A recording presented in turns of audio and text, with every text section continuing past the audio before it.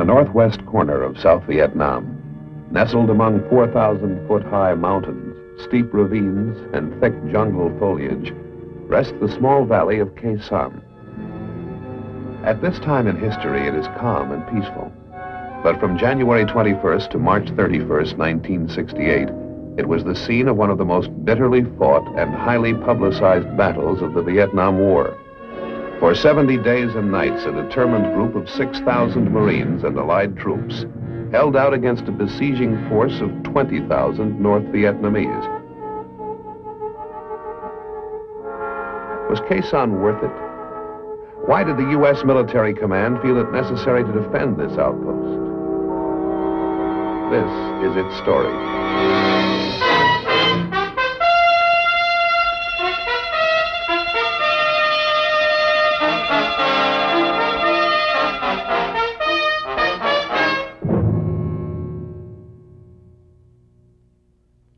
Many times I'm asked what part I think Khe Sanh will play in the history of our country. And it's almost impossible for me to evaluate it since I was so close to the situation.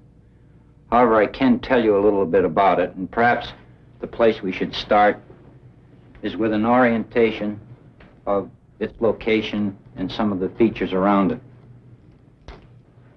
Khe Sanh, as you know, is located 8 to 10 miles from the Sapone River, which is the boundary between Laos and South Vietnam. It's south of the demilitarized zone and has around it certain hill masses which control some of the infiltration routes coming down in this general area. And of course, Route 9, basically the only road in this area, runs from the Laotian border, continues on through and goes almost to the coast of Vietnam. In about April of 1967, the battalion surprised an enemy element on this particular hill mass. And eventually it resulted in the Marines seizing Hill 861, 881 South, and 881 North. After these had been seized, it was determined that a small unit should be placed on Hill 950 in this general area here, so that when August of 1967 rolled around and I took over the base, I found myself with troops on 881 South, 861, and 950. In the summer of 1967, the Battle of Khe Sanh was still many months away, but units of the U.S. Navy Seabees are already at work on the airstrip that will provide the only link with the outside, while the Marines are busy digging trenches and building bunkers. The weeks that follow are relatively quiet. Marine units continue their patrol operations with very little enemy action. In December of 1967, intelligence sources indicate the start of an enemy buildup. 2 North Vietnamese divisions are assembling in the deep areas around the base. The Communists could be preparing for a major assault. If the base is to be defended, it will have to be reinforced. The decision is made by General William C. Westmoreland, top commander of U.S. forces in Vietnam. The Marines will stay and fight. He is supported by the Joint Chiefs of Staff. Khe Sanh was an important outpost. If the enemy had taken this outpost, I think the province of Quang Tri and the DMZ area would have been in jeopardy. The enemy had planned to take it as part of his Tet Offensive. At the same time, he had planned to overrun Quang Tri City, seize and hold Hue, and to roll up our defenses south of the demilitarized zone. If he could have seized that plateau, he could have run trucks with ammunition, logistics, and even conventional artillery into the Khe Sanh Plateau, and certain of our installations further to the east could have been made untenable. Now, we saw the enemy building up his forces in order to siege and eventually overrun Khe Sanh as he did Dien Bien Phu in 1954. The weather was very poor. In October, we had only 1 battalion there. In November, we increased it to 2 battalions. December, we kept 2 battalions there, but in January, we reinforced it with 2 more battalions, all Marines. We then put a Ranger battalion in there. I wanted to put into Quezon enough troops that I thought could hold it against ground attack. But I didn't want to put more troops in there than we could supply by air. Quezon and Dien Bien Phu. The comparison was natural. In August of 1954, French paratroops had moved into the Viet Minh stronghold, then a part of French Indochina, located in North Vietnam. Bringing in heavy artillery, tanks, and equipment, they prepared for the Communists' attack led by the North Vietnamese general, Vo Nguyen Giap. But the French found themselves outmanned and outfought. They were surrounded, cut off from their source of supplies and reinforcements by a superior artillery, crippled by a lack of air power, and crushed relentlessly in Giap's powerful nutcracker. The end was inevitable. The French were overrun, forced to capitulate. The defeat brought an end to the Indochina War. 2 months later, the armistice agreement was signed at Geneva. Vietnam was partitioned, Laos and Cambodia neutralized. French influence in Southeast Asia collapsed. The Russian communists were quick to congratulate the victors, Ho Chi Minh and his brilliant General Giap. Now, 15 years later, the same General Giap is determined to repeat his victory at Quezon. By January 1968, the stage was set. Inside the 1 mile by 1/2 mile perimeter of the Marine garrison were 6,000 U.S. Marines, a battalion of South Vietnamese Rangers, and a handful of Air Force and CB support troops. Burrowed in bunkers and hidden under the triple canopied foliage that covered the surrounding slopes was the largest and best equipped force ever mustered by the enemy, 20,000 North Vietnamese Army troops.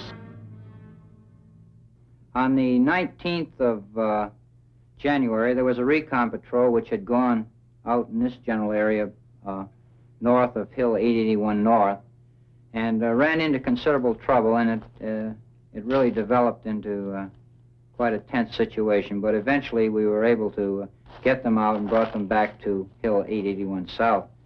So the next day it was decided that we should go out and clean out this enemy force which had evidently come in the 881 North area.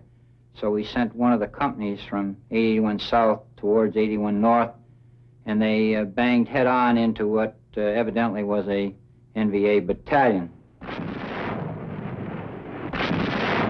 This was a day-long fight, and by nightfall they were still in contact and heavy action, and with nightfall coming on, we withdrew them back to Hill 881 South. We had plans to go out the next day, but then on the morning of the 21st, about 0500 in the morning, the base received heavy mortar, rocket, and artillery fire. Almost simultaneously, Hill 861 came under attack from about a battalion-sized NVA force, and that no sooner got started than down here in Quezon Village, CAC unit came under attack by about a battalion. So we had 3 things going at once, and naturally my concern was with all of these forces which are around me. As you can well imagine, I began to become concerned that they might start closing the base. However, it didn't take very long to really upset me when, in a few minutes later, after this whole thing is boiling to a pot, that the ammo dump went completely up, and there was rounds flying all over the place.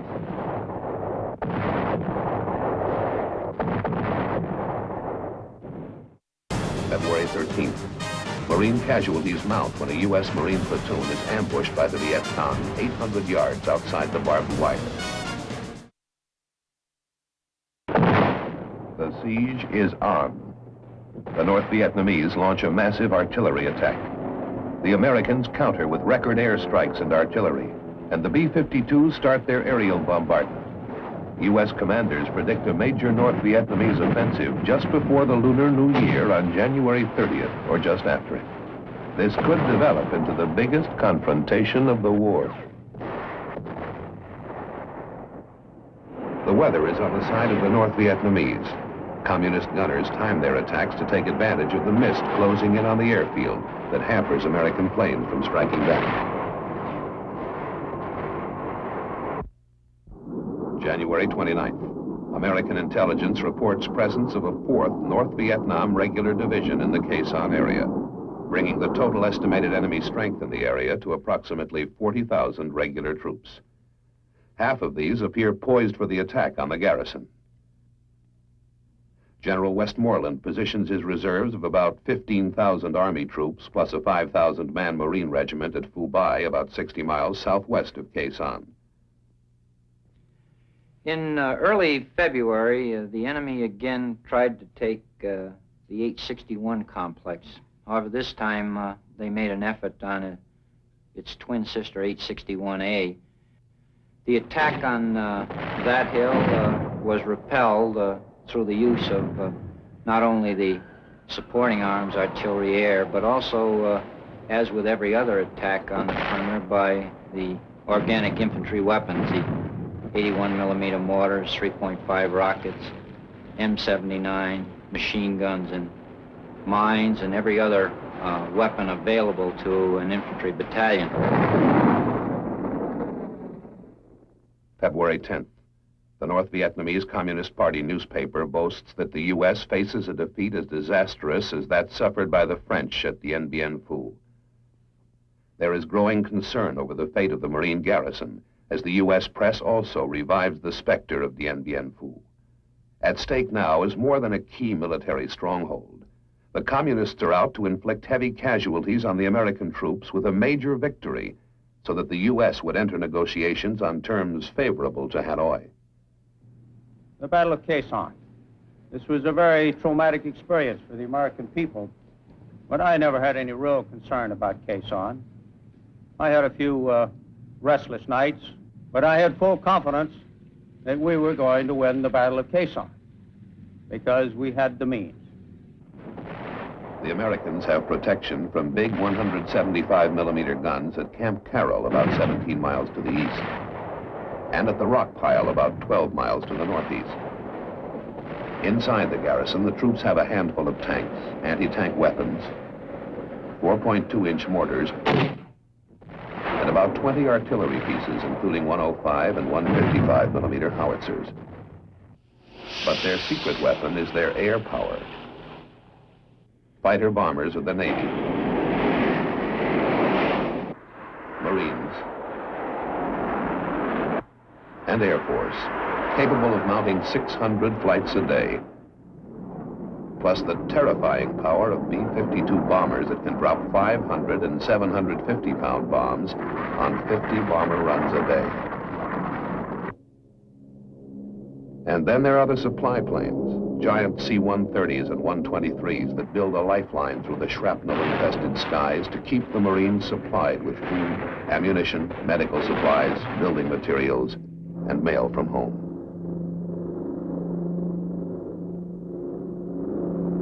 And according to our calculations, we could supply Khe Sanh by parachute drop, and we had prepared ourselves for this contingency some 18 months before. During the ensuing period, I had required the commanders to rely from time to time on aerial resupply to practice the system and get the pilots accustomed to dropping these supplies in all weather conditions. So when the time arrived, we were able to supply that garrison of some 5,000 people. We had built up an airfield that would take C-130s.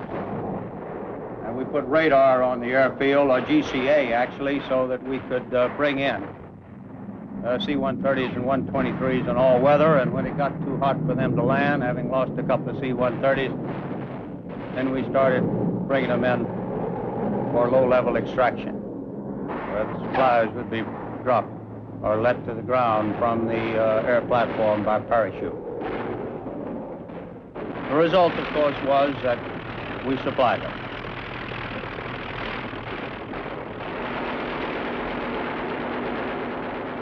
February 13th. Marine casualties mount when a U.S. Marine platoon is ambushed by the Viet Cong 800 yards outside the barbed wire. Throughout the month of February, the North Vietnamese artillery continues to pound the garrison. some of their guns are apparently dug into the caves across the Laos border 10 miles away, believed to include 130mm and 152mm guns and rockets. The Americans counter with airstrikes and B-52 bombings, pinpointing the advancing communists only yards from the base perimeter. The Marines were told to button up. I told them to confine their patrols to close-in patrols for their own security, because I did not want them venturing too far afield where men would get killed and wounded or lost, so that we could not afford to put our firepower in the area where we knew they were located. And we started pouring it on. And that's the thought that came to mind when I called this Operation Niagara. And this is exactly what happened. The bombs fell all the month of February and all the month of March. Arclight is the code name for these terrifying bombers. Coming in at 20,000 feet and literally destroying the target area with their 500 and 750-pound bombs. The North Vietnamese troops are forced to dig in, keep their heads down, and concentrate on avoiding being scorched by napalm or pulverized by the bombs. When bad weather comes, and at night, they bomb by radar, pinpointing their targets by means of a ground-controlled system called Sky Spot. February 22nd. Troop movements have indicated that the enemy is massing for the long-awaited attack. The defenders waited out, sandbagged bunkers and trenches, their position surrounded by tangled coils of barbed wire studded with explosive charges and claymore mines.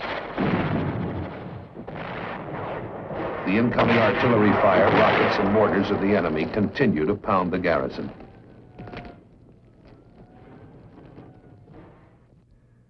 In Saigon and Honolulu, watch teams manning the war rooms wait throughout the weekend of March 3rd, expecting word that the anticipated communists' assault has been launched. From the communists' viewpoint, the weather conditions are ideal, and American intelligence reports indicate that the all-out attack should come early Monday morning. But it does not develop. Apparently, the communists are unable to mass their troops for the attack because of the airstrikes and heavy bombardment.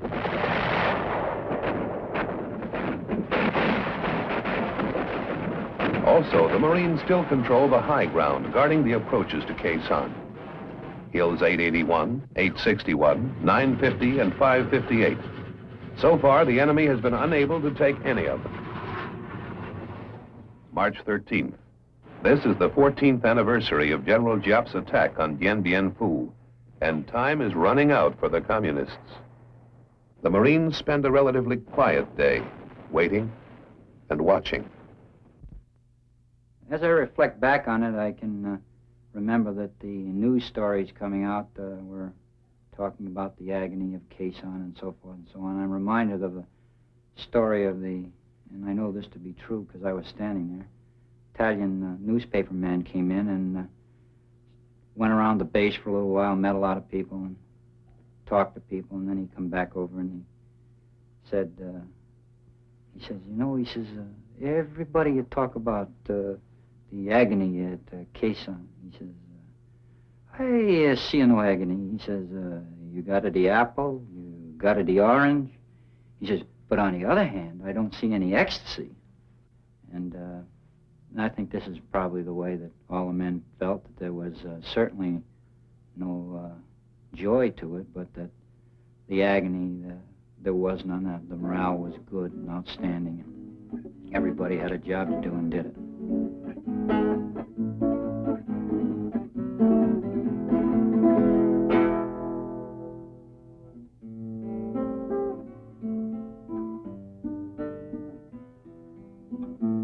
Because of the resupply, we never ran out of sea rations.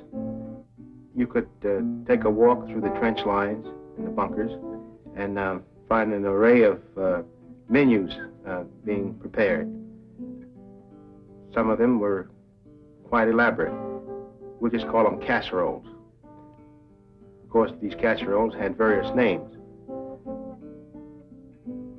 Several in particular that I remember were called Khe Sanh Special, think that was beef and chicken cooked, stewed together. Another one was called a Hippie's Delight. That was just about everything thrown in the pot together. And there were another one called Mulligan Stew. That was my specialty. I only had 3 meats in this type of stew. We beefed it up with hot sauce, meat sauce, and it was quite tasty. March 26th, the enemy closes in, digging tunnels and working their trenches close to the base perimeter. 5 times they have probed the garrison's defenses, hitting the perimeter in battalion strength. But each time they're thrown back. The enemy is still unable to mass for the all-out attack. March 27th, the enemy has withdrawn 1 of his 2 divisions, and substantial elements have been withdrawn from a 2nd North Vietnamese unit. Now the heavy U.S. bombing and airstrikes only heighten the desire of the remaining North Vietnamese troops to get out as the monsoon lifts and the weather clears. The Marines move out of their trenches and bunkers to seek and engage the enemy on the ground. And on the 1st of April, the weather broke, and we were able to exercise our contingency plans by moving the 1st Cavalry Division, reinforced by a regiment of Marines, up Highway 9 to make a ground link-up, and the Marine engineers opened Highway 9, and we've been rolling trucks over it ever since. These are the relief troops of Operation Pegasus, 30,000 men strong, a joint force composed of the 1st Air Cavalry Division of the U.S. Army and South Vietnamese troops. Sweeping down from the narrow highway from the north, they see little of the 2 North Vietnamese divisions that had surrounded the base. The enemy has left,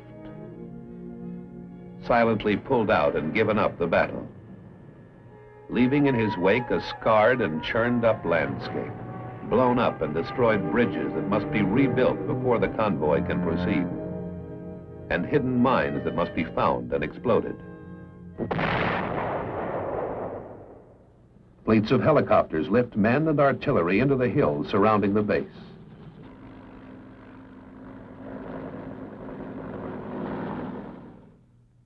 And on April 7, lead elements of the relief troops walk into the base at Khe Sanh. The long siege is over. It is my conservative estimate that 15,000 men were knocked out of action during that period of time. The result was that we broke his back, and he has not regained his strength since. We captured documents on the battlefield that attest to this.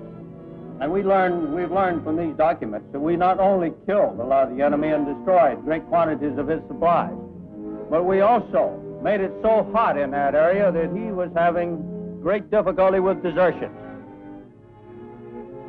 Up to 20 to 25% of companies, according to these documents, deserted and just took off. And I think this is the first time in history where a siege of that magnitude has ever been broken by air power. But it was. And once it was broken by air power, and this was our strategy, it was exploited by a ground operation. But his back had been virtually broken when the ground troops arrived.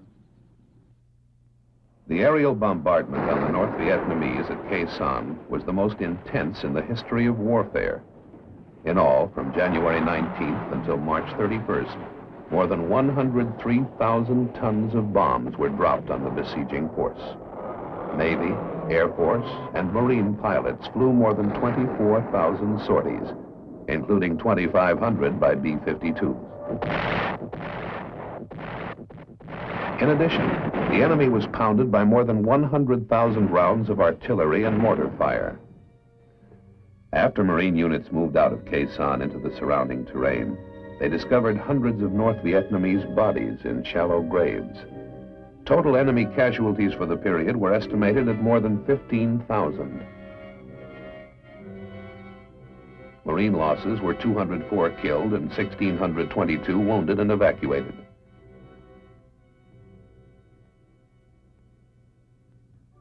On May 23rd at the Air Force Base in Utapao, Thailand, General Westmoreland paid tribute to the B-52 crews who had supported the aerial bombardment throughout the siege. You crews that man the B-52, which have been part of the overall team, a professional team, but your contribution has been of the utmost importance, and we would not be in the posture today without what you've contributed. On that same day, at the White House in Washington, D.C., the 26th Marine Regiment and its reinforcing units were cited by the President for their gallant fighting and countless acts of individual heroism in defending Khe Sanh. Colonel David E. Lowndes, the commanding officer of the Marine post, received the Navy Cross. And Sergeant Major A.W. Smith, senior enlisted Marine at the base, was awarded the Bronze Star.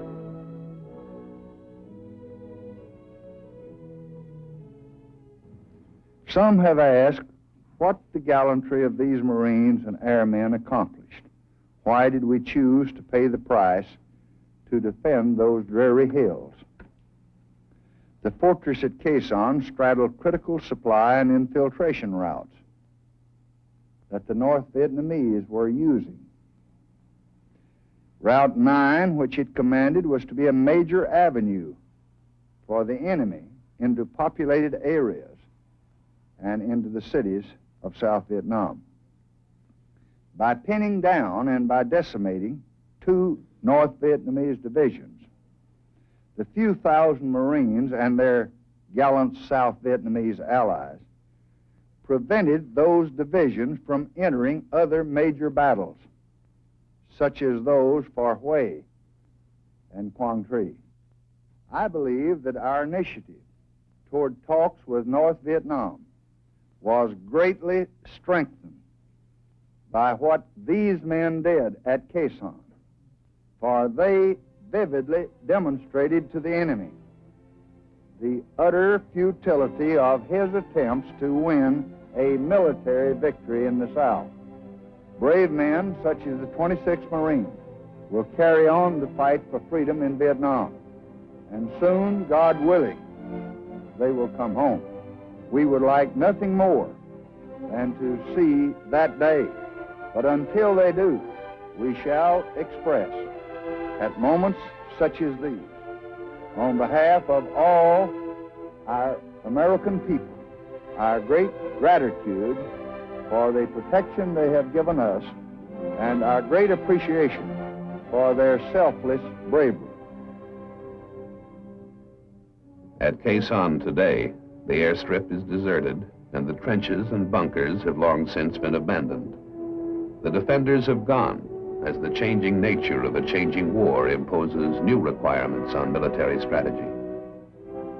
The battle that was fought here will now take its place in history.